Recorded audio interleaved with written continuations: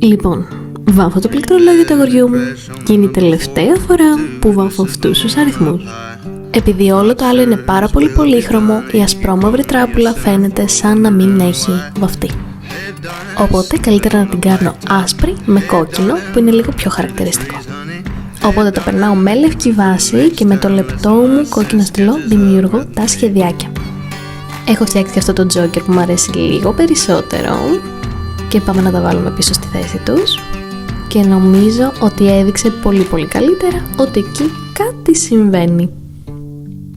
Και ελπίζω ότι είναι η τελευταία φορά που ασχολούμαι με αυτούς τους αριθμούς.